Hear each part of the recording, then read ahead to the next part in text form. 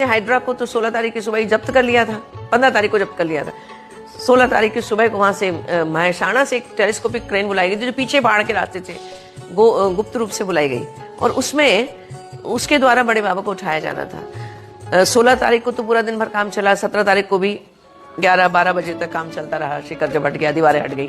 अब 2 बजे 1:30 बजे करीब 16 तारीख को कोर्ट में याचिका लग गई। पुरातत्व विभाग ने याचिका लगा दी कि स्टे दे दिया जाए और 17 तारीख तक उसको रोका।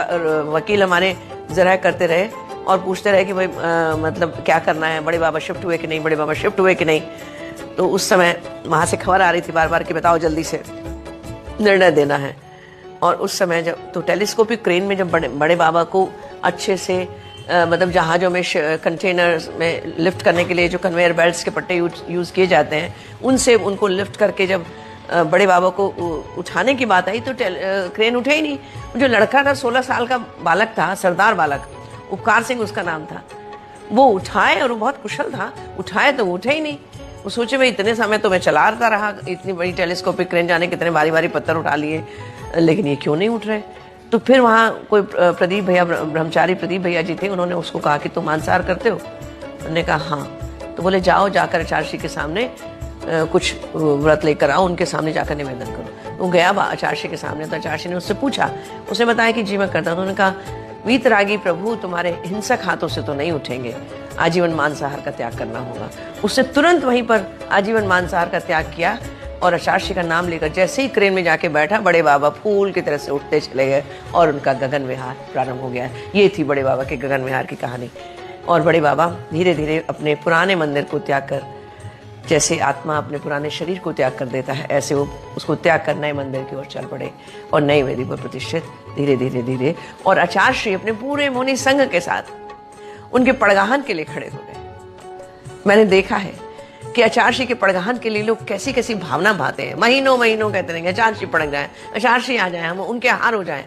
आज उस समय उस दिन आचार्य श्री पूरे संघ के साथ खड़े थे पड़गाहन करने प्रभु के, अपनी पीछे ऐसे हाथ में लिए कि प्रभु आएंगे, उनके इष्ट देव आ रहे हैं और वो खड़े हैं उनके पड़गान के लिए, उनके अगवानी के लिए।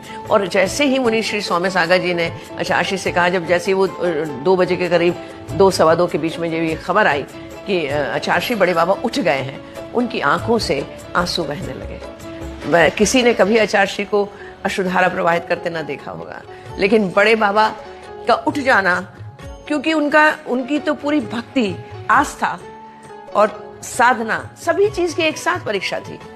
पर आचार्य ने एक बार प्रवचन में अपने कहा था कि आस्था समस्त परीक्षाओं और उपसर्गों को झेल लेती है, और वैसा ही हुआ।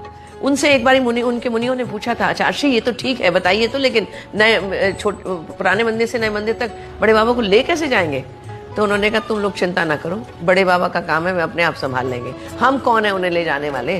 वे तो 3 लोग के नाथ को हम कौन है, वे अपने आप चले जाएंगे।